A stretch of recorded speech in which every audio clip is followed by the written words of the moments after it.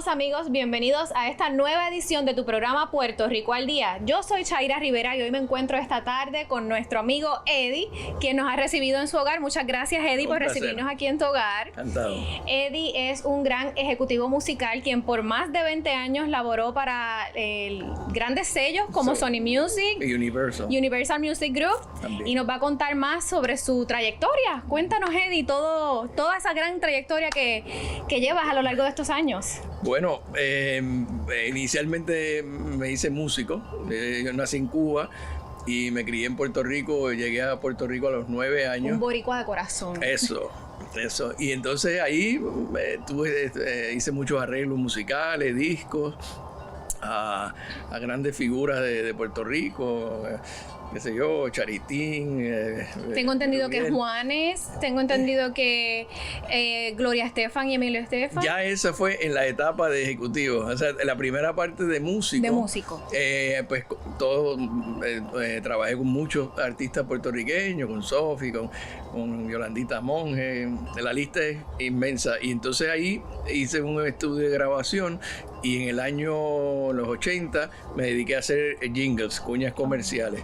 Entonces ahí estuve como hasta el 91, que nos mudamos a Miami, buscando la meca de la música, y realmente no fue así. En Puerto Rico había mucho más movimiento, pero ya yo había tomado la decisión y de estas casualidades que pasan, terminé trabajando en Sony Publishing, cuando abrió Sony Publishing, el departamento latino. Y ahí ya seguí en Sony y después en Universal Discos. Ahí inauguramos en el 97 lo que hoy en día es Universal, que antes se llamaba MCA, por unos meses. Ahí firmé muchos artistas, entre ellos pues Luis Fonsi, excelente, que vivía acá en Orlando, y muchísimo Grupo Manía, y ahí fue que de ahí estuve como 7, 8 años, y de ahí salté de nuevo al publishing, a la que es la editorial, ¿no? A cargo de toda Latinoamérica y Estados Unidos, y ahí entonces ya tuve muchos clientes, compositores como Ricardo Arjona, muchos artistas muy buen tipo, y así. Entonces en Universal regresé a Universal, pero en plan también de publishing, en la misma posición, Senior Vice President de toda Latinoamérica y Estados Unidos, y ahí pues sí tenía como cliente a Gloria y a Emilio Estefan, a Juanes, Wisin y Yandel, Héctor el Father, bueno, de ese género que ya estaba empezando, que era la parte de reggaetón, etcétera. Y nada, ahí, o sea que entre una y otra estuve 20 años y después me jubilé. ¿Qué es lo que hago? Que hago mi propia música aquí en la casa, tranquilo. ¿Usted es pianista, tecladista, arreglista, sí, compositor? Y loco, ¿no? Todos tenemos un poquito de eso.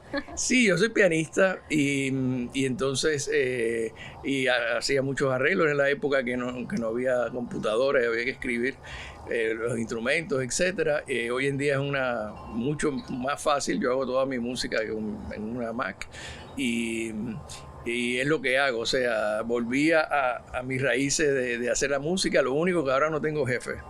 Ahora trabaja para usted, a su tiempo, a su momento. Y hago también consultorías, tengo clientes como Franco De Vita y otras compañías que me llaman para hacer ese tipo de trabajo, leerle contratos, buscarles un contrato editorial. Hace poco le conseguí un contrato a ¿cómo se llama? Pirulo, que es de Puerto Rico, con Sony Music y así por el estilo. Siempre hay como digo yo, el sideline de consultorías, y hago también consultoría para agencias publicitarias cuando quieren, en Puerto Rico especialmente, que quieren utilizar los derechos de X canción, de Daddy Yankee, lo que sea, pues yo le consigo la autorización de si es el máster, si es la grabación, y la parte editorial, pues son los dos derechos. Esta es la parte de evitar que hayan problemas por copyright, etcétera. Correcto. Y usted trabaja toda esa parte. Sí, porque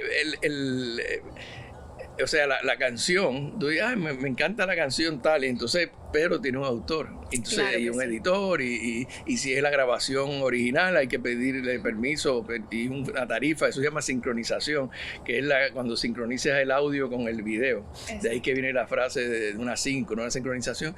Y se negocia, se busca una tarifa y ahí eso lo hago yo también.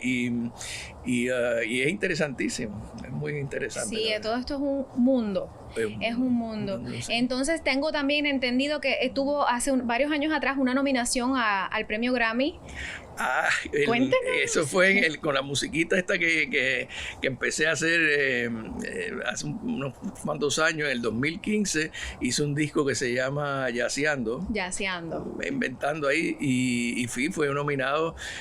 Obviamente ganó quien tenía que ganar, que era Paquito de Rivera, pero yo me sentía hasta un intruso porque yo lo hice todo aquí en la casa y estuve nominado, tuve claro, esa y entre suerte. El hobby logró estar allí, que eso es un premio ya, el privilegio de haber estado allí. Sí, bueno, yo iba todos los años porque siempre estuve envuelto en editorial y tenía que ir todos los años a los Latin Grammy desde que empezaron. Yo estuve desde el primer Latin Grammy, grababa en Universal, cuando pasó lo del 9/11 famoso. Estábamos en Los Ángeles cuando pasó aquello acontecimiento que separó el mundo. Que fue un giro sí, totalmente grande. Así que, pero nada, la verdad que he sido un tipo afortunado porque, como les decía al rato, yo soy un pianista mediocre que he tenido suerte.